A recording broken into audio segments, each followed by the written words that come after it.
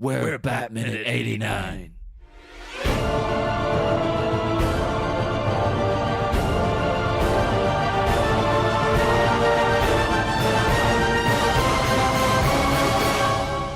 Greetings, citizens of Gotham, and welcome to Bat Minute 89, the podcast where we put a shotgun in your mouth and make you listen to us investigate Tim Burton's Batman 1 minute at a time. I am one of your hosts, John Parker. I am the other host, Niall McGowan. And joining us once again is the one, the only, Scott Carelli. Hello. Hey. Thanks for having me back. Final time this week, but hopefully to return at later points. Yeah, I hope so. Well, if you're not sick of us, anyway, if you're not, bored. Well, this is minute 57, and the minute starts with plans to round up the general public at gunpoint, and it ends with a makeover. Can I? So yet again, very contrasting. Can I just start this minute by saying, has the mayor of Gotham never seen Jaws? Yeah, ever. I've actually got here. My first note is a pro and cons list between the Jaws mayor and Mayor Borg, because it's just like, Jesus, guy, what is the matter with this guy? He is obsessed with this freaking parade. It is crazy because he says we're going to have a festival if I have to get a shotgun to get people there myself, which is crazy. That He's been doesn't driven sound to the like fun. edge. Exactly, yeah. I mean, all he cares about is this festival. Also, who wants to go to a festival where no one can wear deodorant? That sounds like the worst thing imaginable. That also sounds like that would be a great side scene during the in the last minute we were talking about the little short movie of Bruce and Alfred out shopping. It would be great to seeing Mayor Borg in the background with a shotgun trying to round people up out of the mall to get them to go down. Oh. This poor guy, he needs to calm down. He needs a hot dog. Yeah, just a hot dog and a balloon. That's the cure for what ails him. That's all he cares about in life is hot dogs and balloons. This guy really did not. He really watched Jaws and didn't realize the mayor was the villain of that movie. He was empathizing with him completely. Yeah. But the thing is, though, with the Jaws mayor, it kind of makes. I can kind of see where he's coming from, because it's like, well, Amityville's a small seaside resort. It's like if tourists aren't going down to the beach, then it's like, well, it's going to screw up the economy. It's going to be really bad for them. But Gotham's like a big city, and it's just like, oh, I just want to throw a party. I want to pour money into throwing a party. It's like, are you crazy? What the? Well, didn't he say that he wants to do it to like bring up the population of Gotham because people are like afraid to live there, and it's like it is actually affecting like the economy and everything. That's just like, the people are going to move to Gotham. The mayor comes out with a shotgun to get you to go to a parade. Yeah. I would feel safer if the Liverpool mayor was walking around with a shotgun, let me tell you. But again, it's another thing, because we did kind of slightly allude to it earlier outside City Hall when he was giving out to Gordon and Dent, then in a much calmer matter. But now he's gone to the DA's office, who's clearly busy on the phone, and he's just ranting over his conversation about this, this festival is going to happen.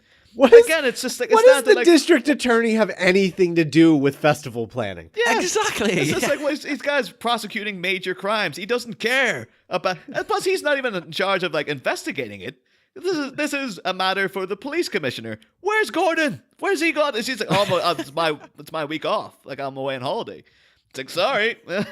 Honestly, if I'm Harvey Dent and the mayor threatens to use a shotgun to, bring the people of Gotham together for a festival, I'd be like, you do that and I'm pressing charges. Yeah.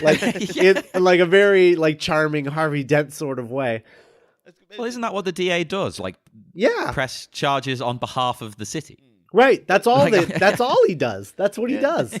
Oh, I was going to say as well, Dent has no manners, because he is on the phone while chomping down on a cigar. You do not do that. Come on. He is in a stressful situation, to be fair, though. Hey, J. Jonah Jameson does it all the time. It's fine. yeah, true. To be fair, J. Jonah Jameson isn't quite the charmer that Harvey Dent is usually. J. Jonah does it a man who considers people's feelings, to be fair. But I love Billy D as Harvey Dent. Oh, yeah. And I wish it really does break my heart that even though he wasn't gonna get turned into Two-Face in Batman Returns, that he didn't come back and play, like they didn't bring Harvey Dent back at least. Yeah. Because he wasn't even gonna be Two-Face in the supposed third film that Burton was planning, right? Wasn't it the fourth one they were aiming for? Yeah, which is crazy. Like, why were you waiting so long? But yeah, like Scarecrow and what was the third one gonna be? Scarecrow and who? Harley?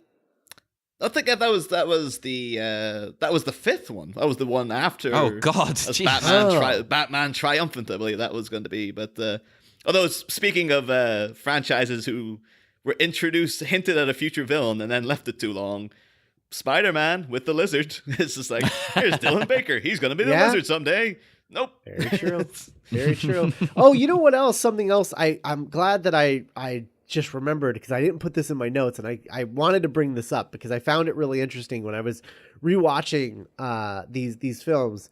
Isn't it interesting that all of Burton's Batman villains, and including to a certain extent Bruce himself, all of the characters die and then become the Thing? So like, like you have like, you know, you can argue that like Bruce Wayne died in the alley with his parents and he actually became Batman that day. Yeah. You can argue that, whatever. I don't know if that argument necessarily holds water on the Burton films or not, but you could argue that. I could go with that. Yeah. But then you have Jack Napier dies, becomes the Joker. You have Selena Kyle dies, becomes Catwoman. You know, you have Oswald Cobblepot is literally just like left to die in the sewer and then becomes the Penguin. Yeah. I just think that's really interesting that there's like this weird thing. And then of course there's that rumor that I remember you guys talking about early on when you first talked about Billy D. Williams, about how he was going to die in that electricity accident that Max Schreck dies in, but was going to actually become Two-Face at that point. So I just find that really interesting that he was very obsessed with like it's not enough that they become this villain. Their humanity has to die first. Yeah. Or in the case of Catwoman, she literally, you see her dead. Yeah. I've never understood. That's the only thing I don't. Again, we'll get into that in due time. But she is dead, and somehow you just see her resurrected. Yeah. Whereas at least with Joker and some of the other characters, you could say, well, maybe they just somehow clung on to life, and they came out changed. But because more just the fact that like Selena Kyle, not only she dies, but then surely your bones must be broken because you fell like 19 stories or something. But we'll get into that. Yeah. Although in this minute though, I do love this now, talking about Two-Face, because you get a shot of Harvey Dent's office, and I'm assuming this has to be intentional. Because I noted, particularly, John, you brought up originally that Tim Burton cast Billy D because he's obsessed with having, when he was Two-Face, he'd be like one side kind of completely, the African-American Billy D. Williams, and then presumably like burnt down to the bone, so it was black and white, this kind of thing. Yeah, he wanted black and white. Typical Tim Burton. But if you notice in the wide shot of Harvey Dent's office, you've got one bust in one corner of the room, turned to the side, it's white. Another bust on the other side of the room, turned to the side, it's black. And in the center of the room is a circular thing that also almost looks like a coin. And it's like, if that's intentional, and I'm assuming it is, that's gotta be. That's nice foreshadowing right there. Foreshadowing. If it's not intentional on the part of Burton, it's certainly intentional on the set dresser's part. Yeah, sure. Yeah. It just seems like absolutely. It's that again nowadays that might have been ham-fisted a bit more of like, at the end of like the Incredible Hulk movie, it has Samuel Stearns get the stuff dripped in his head, and his head starts to grow. It's like he's becoming the leader. This is just more like this is very subtle. Like if you're looking for it, you'll see it, but it's not there if you're not looking, kind of thing. So I just thought that was very nicely done. So man, I would have loved to see just this smooth talking Two-Face. I can't even. It breaks my heart that we never got to see it, because I want to know what it would have been like. I Billy D playing Two-Face is just so. I am fascinated to know what that would be like. To be honest, Billy D should have had a better career. Not that he's not been successful, much more successful than me, but he should have gone on to big things. I think he's fantastic. Yeah, I do wonder, so I always argue that Two-Face has never been portrayed on film correctly. Because they've never done the kind of dual personality of him. Like in Tommy Lee Jones, he gets like a little split second of like, he's talking about justice, and then he flips into pink side of the head, and he's just crazy, and he never goes back. And then Harvey, or like the Aaron Eckhart version, is just like, it's just an angry version of Harvey Dent. There is no, there's never any scene of him debating his own morality or anything. Two-Face is usually like a guy talking about like, well, should we do this? Like this, we are talking about justice after all, and they'll switch to like the other side of him. And it's like Gollum talking to himself, like that kind of thing. That seemed like the Green Goblin talking to himself in Spider-Man. But it's just like no, they've never done that, and I do hope presumably they will be doing Harvey Dent at some point in the current DCEU, whenever. But I wonder because if I had to cast anyone, I'd go for like McConaughey, but like, would he want in? Or ironic, I think he was rumored. It was probably a completely baseless rumor, but I think he was rumored for Norman Osborn at one point as well. Like, right? But I don't know. That might have been a thing. Like some guy I know said. And there's not. I think that was completely baseless because as we saw in Homecoming, there was no Norman Osborn. I don't think that was true. But I will say, Matthew McConaughey is interesting. I just don't know that I buy him as and I know he's played lawyers in the past, but I never. It was always like, I think the one thing that I can remember him playing a lawyer in, he was like a Southern lawyer. Yeah, Very, very purposefully like a lawyer in the South. So like, I don't know that I could buy him as like a big city lawyer. Like, I don't know. It would be the kind of question of like, why is the district attorney of Gotham from Texas? Like, is that illegal? Can you do that? Is it legal? You just wanted to say that. The whole podcast has just been leading up to me saying that. So let's wrap it up, folks. I'm out. Going home. I'm done. But I definitely like the idea of someone incredibly, like someone we know as incredibly likable playing Harvey Dent Two-Face. I think is definitely like what you should go for in that role. Yeah. It should be like when they're cast, your first instinct should be like, really? Him? Really?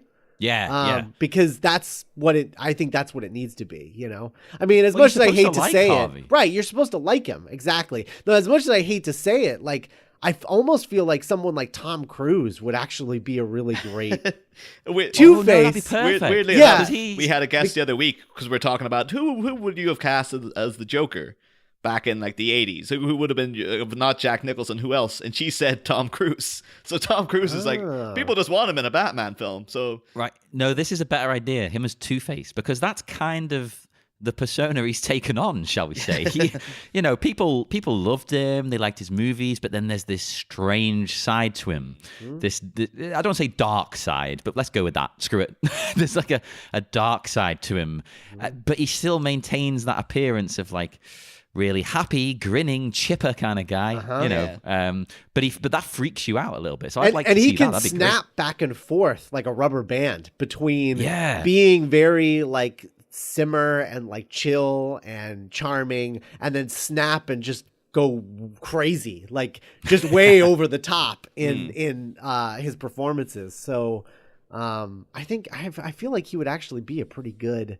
And I would love it just because I would love the internet to just lose their mind and get really mad that Tom Cruise is being in a comic book movie, period. Because people really don't like him for some reason. Yeah. Oh no, they're very against him. The only other person I can think of in that same vein of like a person that everyone really liked and was very, very charming, yet has an unbelievable dark side, but I can't imagine it would ever happen, would have been like Mel Gibson.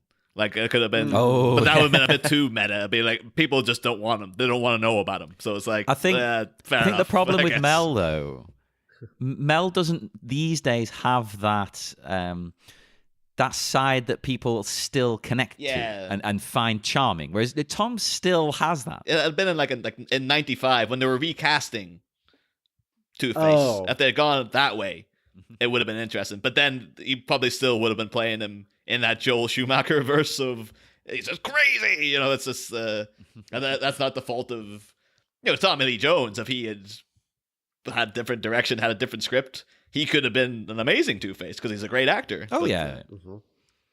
Well, actually, back in the minute. We should probably get on topic here. Well, I love how the mayor is ranting and Harvey is paying absolutely no attention to him whatsoever. He's too busy for this. He has no time for him at all. I wouldn't pay attention to him. But then the Borg, as he's known to us now, he says he wants Harvey to find out what this madman is poisoning us with. Which, again, is that the job of the DA? No, it's not. No, I thought he prosecuted people. He's like a lawyer. Oh no, it's just I don't think he is. I think this mayor's more like a figurehead. Like somehow he it's just sort of somehow he got elected and he just doesn't know how to be a mayor, and all he gets fixated on is like, I'm throwing a party. That's all I have to do. It's like people are dying. The whole city is in crisis. For the love of God, would you just get on top of this?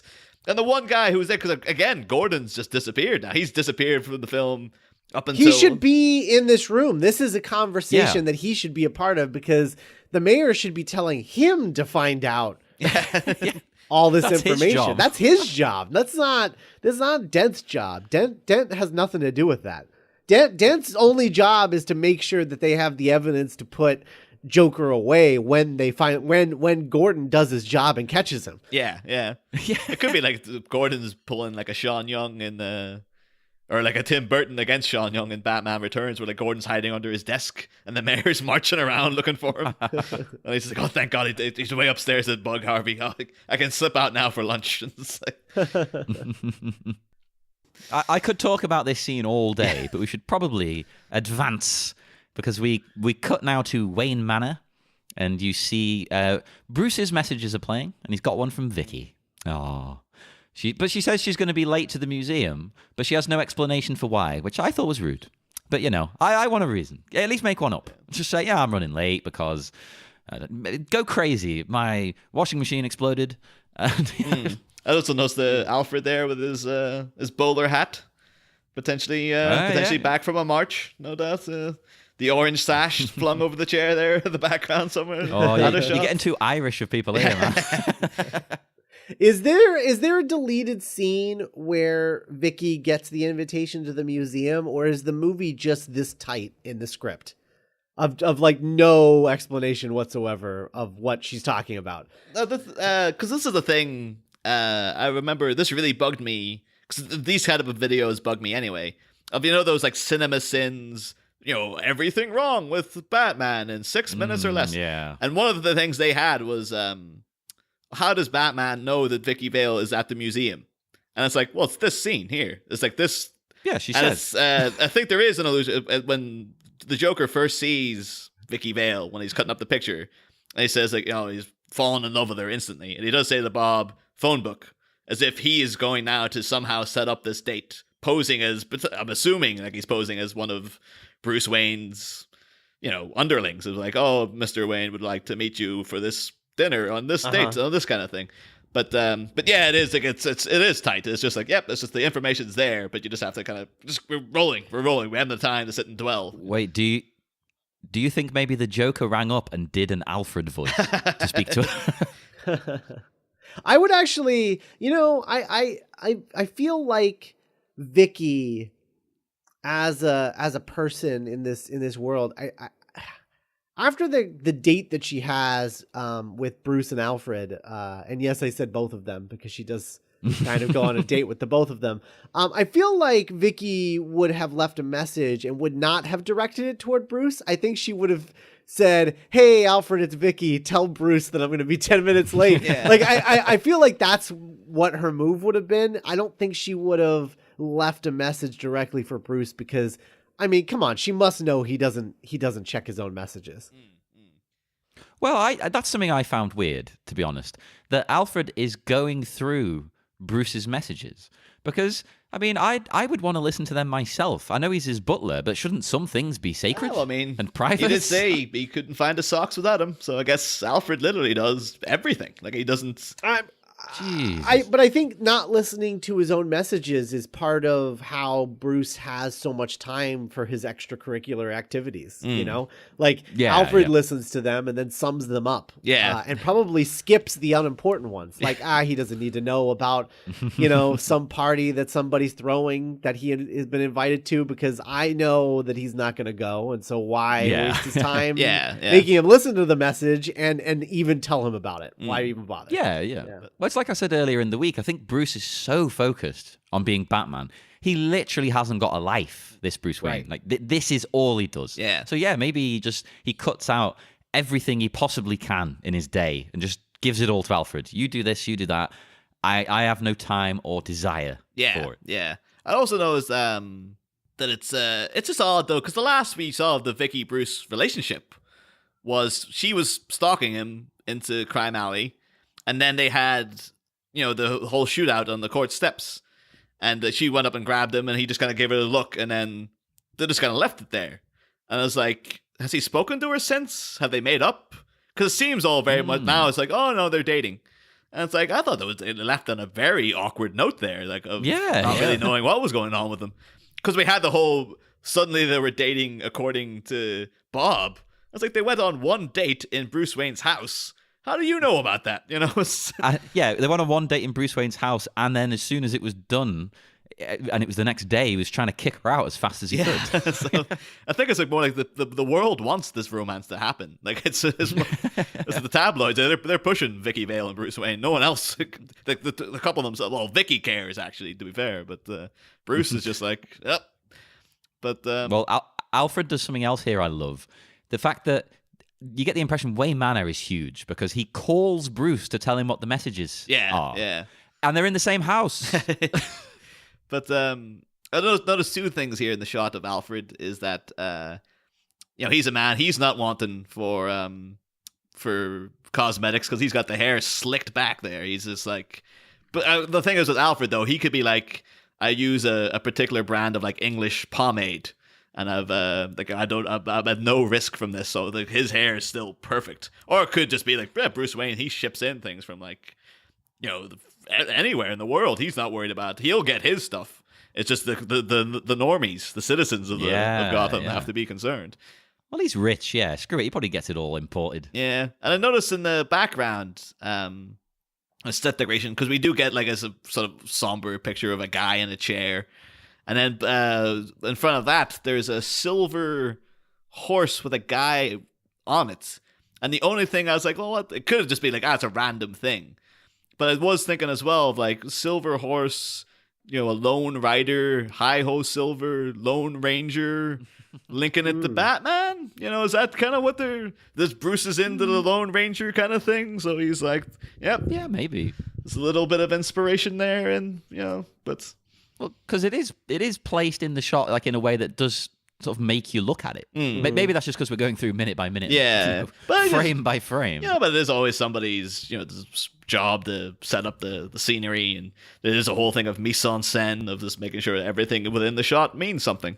So it would stand to reason that there was some thought put into that somewhere. But I assume that it's interesting that you went with. Cowboy. I went with I assume it was like a knight.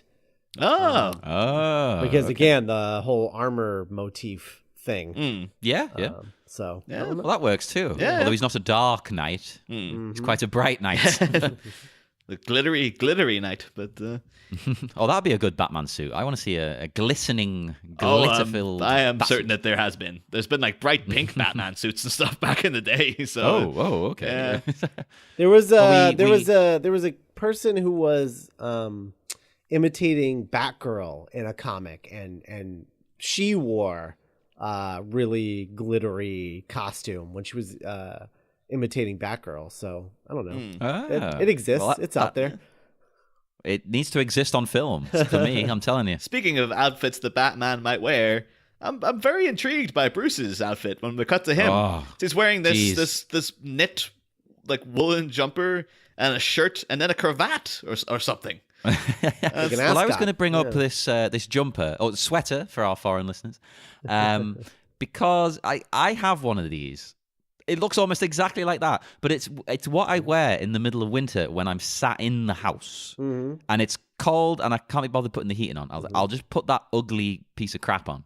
But Bruce is a rich guy. What's he doing wearing one of these? Even though he is just sat around the house, but as you said, he's got a cravat on. He's obviously dressed up. Yeah, it seems like he's busy doing something too, because he seems like he's in the middle of something when Alfred calls him. So it's like, well, this doesn't look like Batman work, because like we saw him in the house doing Batman work, like 2 minutes back when he was like sitting in the shirt and tie, but it looked like the sleeves rolled up and he had the tie undone. That made sense. This is just like, where's he going? What's he doing? Again, too, it's this Bruce Wayne not quite as sharp as your normal Batman, because it's like didn't spot Vicky Vale tracking him, didn't notice the photo of young Jack Napier, and the fact that it takes him a second to be like, oh, Miss Vale is canceling your date after everything that's happened with Vicky Vale, and he's just kind of like, okay, that's fine. But wait a minute, I don't have to date with Vicky Vale. It's like, He's very much sort of the amalgamation of, Adam West Batman and the sort of Kevin Conroy Batman. Like if you sort of like make a Venn diagram of those two Batmen, you get Michael Keaton right there in the middle, I guess, with like with a splash of I don't know, the Punisher, but. Yeah, there's not really much of the... Obviously, this is beforehand, but there's not much of the same style that you get with the Nolan movies. It's a very different Bruce. Mm-hmm. But it's much more like... I'm really analyzing the film 1 minute at a time. It's really opened some of the richness in Keaton's portrayal as well, of how like understated he is with everything, considering we went through a trilogy of films where like Christian Bale's Bruce Wayne was like a raw nerve, like everything was on the surface with that guy, like he told you everything he was thinking in a very passionate way, whereas this Bruce is very much, it's like all the damage has been done. It's like he's made his decision, and it's just like, yep, this is he's almost like he's more convincingly insane in that the fact that it's like the raw rage isn't there anymore. It's just more like, I've completely decided this is my life now and nothing is going to change my mind, and that's it. It's just like there's not much else to him, is there really? Like in a way, he's quite one-dimensional. Yeah, because again, we see like he presumably gives things to like the Harvey Dent campaign because he had a chair there, but he didn't go to the party. And it's like, we had the whole thing, like we went through that with like they had a party in Wayne Manor, but no one seemed to. Vicky Vale Knox didn't know who he was, so it's kind of like he's obviously not a public face and stuff like that. But anyway. I think there's certainly there's an aspect to this that is obviously Tim Burton sees is sort of like adapting himself into the role of Bruce Wayne in a way, where he's absolutely, he's sort of making him this sort of like antisocial goth kid, basically, like he's like, I gotta throw these parties every once in a while because I have to stay in the public eye so that people know who Bruce Wayne is, and I'm fulfilling the legacy of my parents and all of that stuff. But then also he's got, that secret, and he's got this other life, and it's sort of the way that I think Tim Burton probably sees himself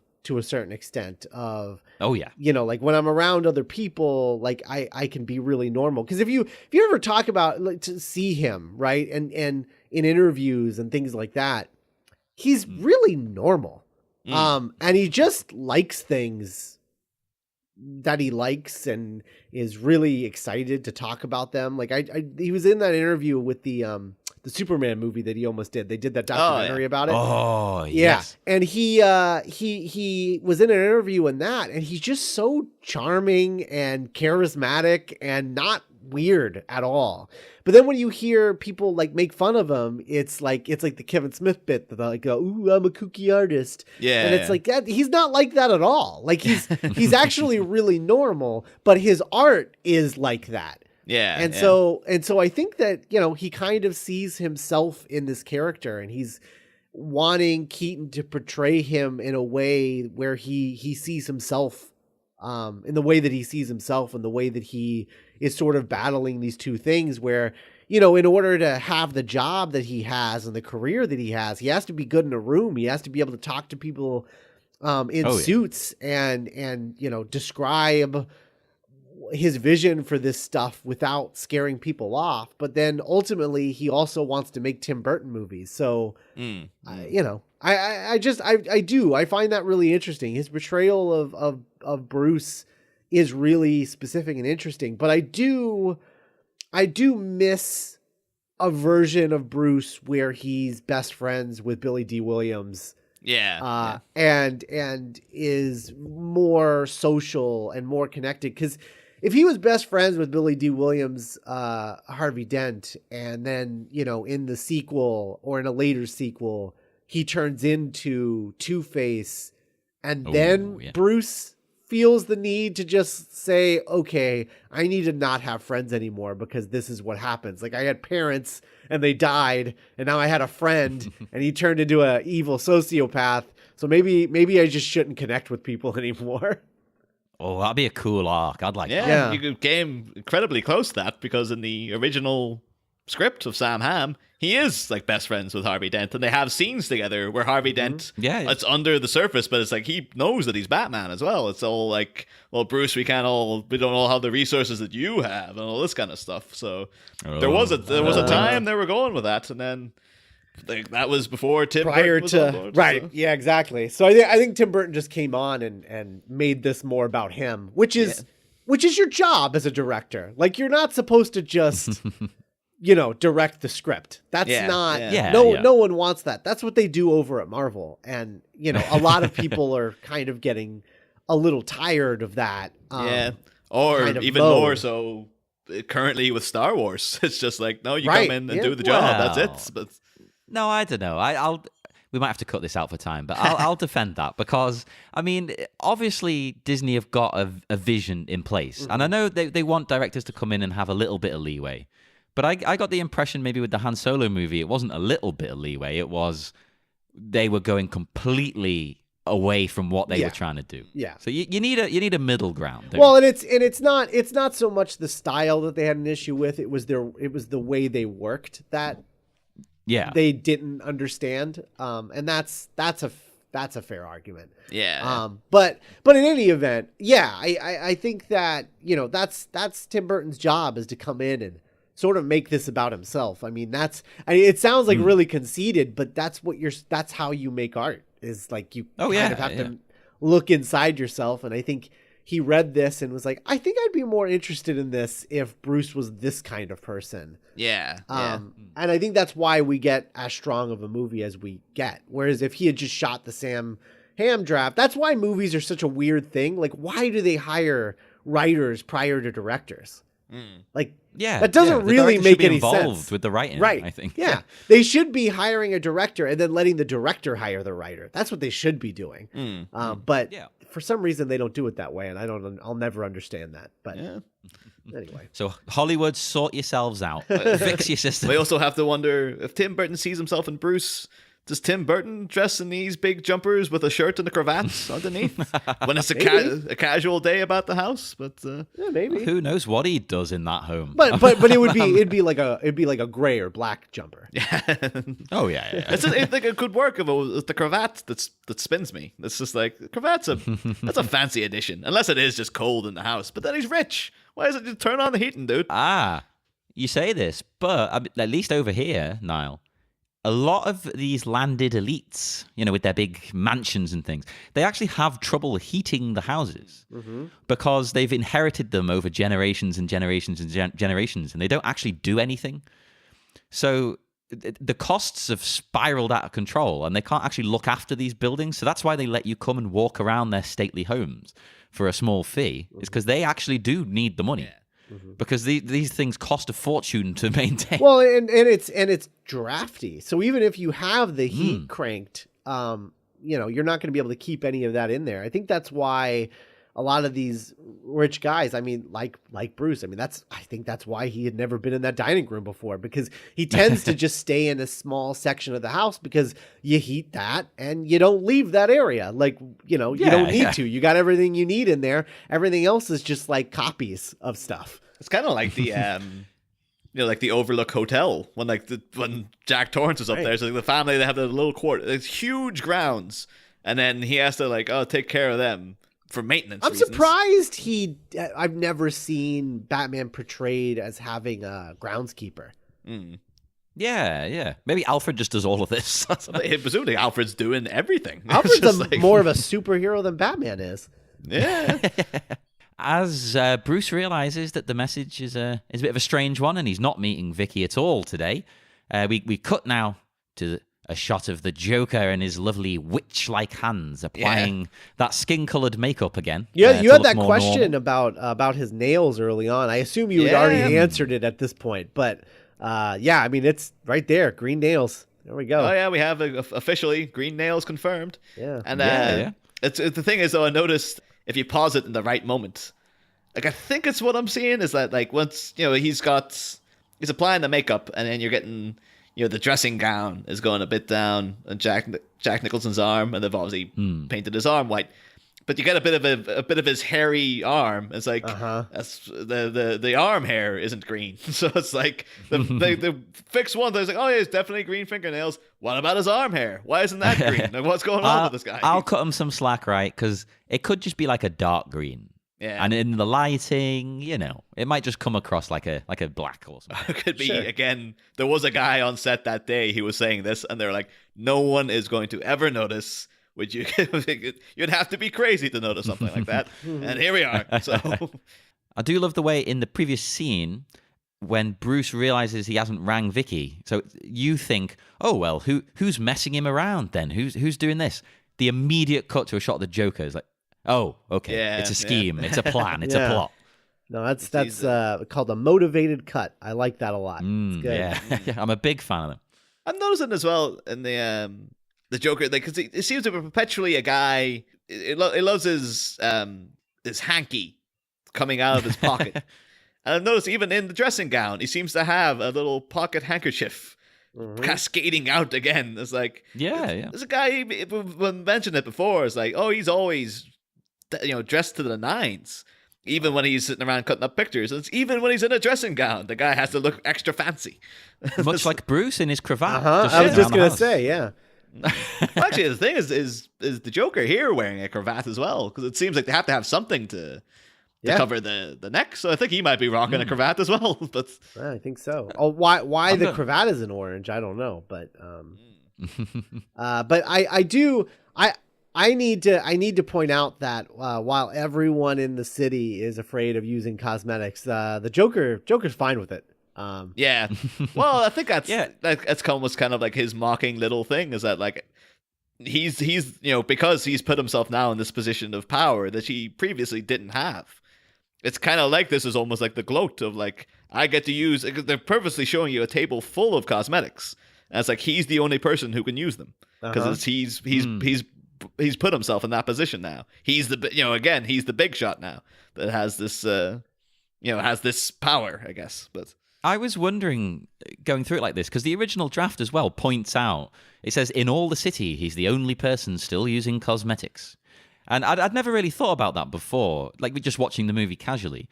But is it implying either he just hasn't contaminated these cosmetics that he has in the house, or is he immune to the chemical? I think he's got his own supply, because it seemed like he was the guy tapping the source at Access Chemicals with that scientist guy.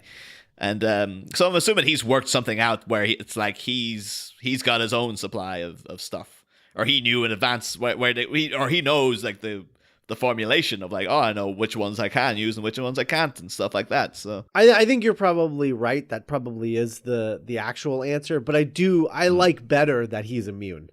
He can just, because like the fact that he's like using these cosmetics and he's humming and happy about it, and they're like these horrible poisonous cosmetics that would kill anyone else, but it doesn't kill him, and he's so unworried about it. that he's like Yeah. humming along and I'm much more amused by that, I think. Yeah, I'd love that. It would be funnier and kind of scarier at the same time because he doesn't fear anything. I also get, because then we see her through the reflection. We get Alicia has appeared again for the first time in quite a while. And, Wait, now what you're talking about? That's a horrible monster. That's not Alicia. well, it's one of these things look now. like It's like, can we talk about, because we are seeing the mask here, but we technically don't get the reveal until the next minute. So it's like, should we save it? I guess. But I do like, though, because this shot in itself is a throwback to, when we first met Jack and Alicia. He was getting dolled up in the mirror, and she came up behind him, Right? and it was the same kind of setup.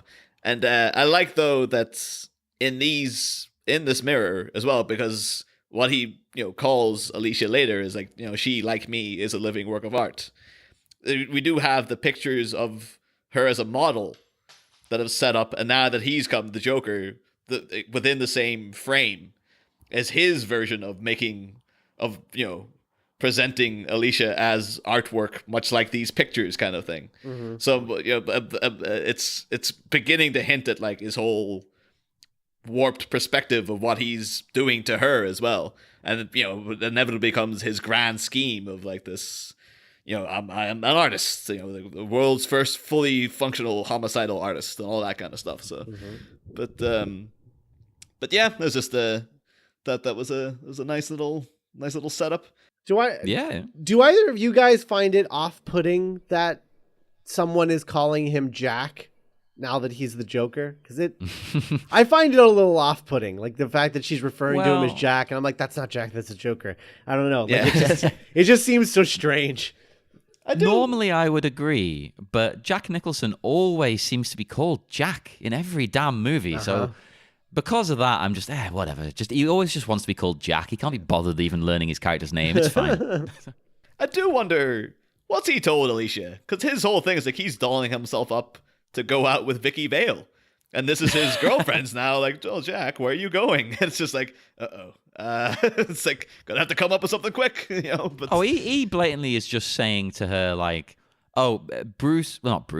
Batman has a thing with her, so I'm gonna mess with him by, I'm gonna go and kill her, or I'm gonna kidnap her, or something. Yeah. He's not saying, I'm gonna leave you for her. He's not gonna admit that, is he? Yeah, at the same time, because he's already done something horrific to Alicia, it seems like he's got her firmly under his thumb. So he probably could be like, I'm going to get my new girlfriend. But he does. It's not what he says. Like, it's the next minute we'll find out exactly what he tells her.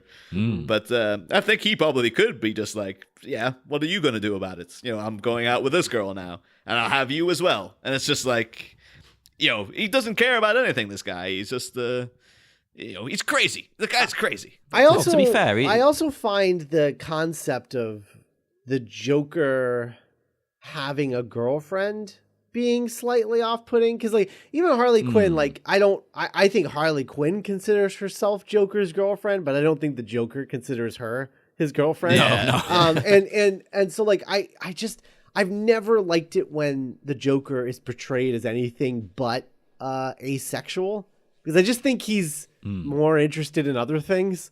If he's with someone, he's using them, right? I would think. Exactly. It's a manipulation or something. Yeah, well, there's a perfect scene of that in it's the Mad Love episode of the animated series, where she's like dressed in the lingerie and she's like, oh, don't you want to rev your Harley? And he's just so preoccupied with like his plans for Batman, and he's just like, what are you doing? Like, he's just really irritated. Right. So that stands the point. Like, yeah, he's not interested in her beyond as a pawn for him to use in some capacity. He only cares about her when she's useful. Right. So that's it. Yeah. So this whole plot line, this whole like weird stalker love triangle thing, is I don't know, not my favorite thing. I don't love it. I know why it's there. Like it's a tight screenwriting decision of just like tying all the threads together. So like I know why they're doing it, but I'm not crazy about it. In fact, I think it would have been more interesting if Jack even prior to being the Joker, was kind of asexual, because like even prior to becoming the Joker, his interest lay in like just being a genuine psychopath more than anything else. Well, the monster version of Alicia here wants to know where Jack is going, but I can tell you exactly where we're going. Nowhere, because the minute's over. So but yeah, Scott, like, because I'm assuming like you are a fan of this film. Oh yeah. Do you have any like personal stories or any connections to like when you first saw it, or its influence in your life? Or I have no memory of seeing this in theaters, even though I know that I did, because my dad told me. 89 was the first year that my dad started taking me to movies, because it was, I guess, I was always kind of a quiet kid, so he probably could have taken me to movies prior to that, but I think 89 is the first time that I remember. Or that he has told me that he was taking me to movies. My first memory of seeing a movie in theaters was Final Frontier. Yeah, which is I think also 89. But yeah, so I know that he took me to see this in theaters because he's told me before. But I remember watching the VHS all the time. And I have major memories of seeing Batman Returns in theaters, but I would talk about that, I guess, if you have me back next season. Oh yeah, save it. Yeah, but I watched this. I watched this a lot. I mean, it was one of my go-to movies. I remember being somewhat bored by the tower sequence at the end of the movie. I wasn't always super interested in that, and I was always baffled by the ending of that sequence of the recording of the ha thing. Oh yeah, this is the thing. Like I'm looking to get into that minute. Like when that's coming up, it's like I've got a list as long as my arm about that. About the things to say about that. But yeah, as a kid, that always baffled me, and it just went on for so long. I mean, like you guys are going to be talking about that tower sequence for like 6 weeks or something like that. It's a really long portion of this movie. And I remember that. So that bit kind of like I was kind of bored by it, and I was also as a kid always baffled by the prince of it all, because it does seem weird. Like it's a weird choice, but it's fine, and it is the movie, and you sort of accept it as you grow older. Like, oh yeah, I mean that's part of its charm is that for some reason it had a Prince soundtrack, but. That's the best bit. But as a kid, I was always baffled by it. But I don't know. I really love this movie, and I love all of the the sets and backlots, and I love that it all sort of looks like an old Hollywood movie, and I'm just a big fan of that whole vibe that it has. Much more so than the two Schumacher sequels, which are a whole other animal. But I will say that while I like this movie a lot, I love Batman Returns. Yes, someone on my team. Yeah, Batman Returns is my favorite live action Batman movie. Yes, I just think it just nails everything, I think. But well, I think we've said before, like this one, and especially Returns, like they might not be the best Batman movies, right? To Batman fans, but they're amazing films. Yes, like they might not capture the spirit necessarily of the comic books, of that character of Batman. But what Tim Burton's done with them is fantastic in its own right. And I prefer the tone of Batman Returns to the tone of this movie. I think it nails the sort of over the top like cartoony vibes that he's like trying to go for, but also the gothic stuff, and just everything mixes together in Batman Returns much more cleanly than this one does. I think this one has like a little too much 80s in it, and you know, again, the Prince thing just sort of like breaks it up and makes me ask questions about this world that we're in. Whereas like the Batman Returns world feels a little more self-contained, if that makes sense. Yeah. But yeah, I love this movie. And it was definitely a large part of my childhood, and made me a Batman fan for life. Definitely. Oh, good stuff. Although I will say to people who do like the Prince soundtrack, to hang on for next week, because we get a buttload of that coming up. Oh, yeah. Right around the corner. So. Oh, yeah. And I'm going to have that on loop on my record player. So, you know, never going to stop. I guess on Shaun of the Dead minute, we have to have you on for the Batman soundtrack, right? Oh, yeah, I guess so, yeah. Oh, yeah, the blasphemy that's committed. Yeah. With How dare they? How very dare they? Terrible.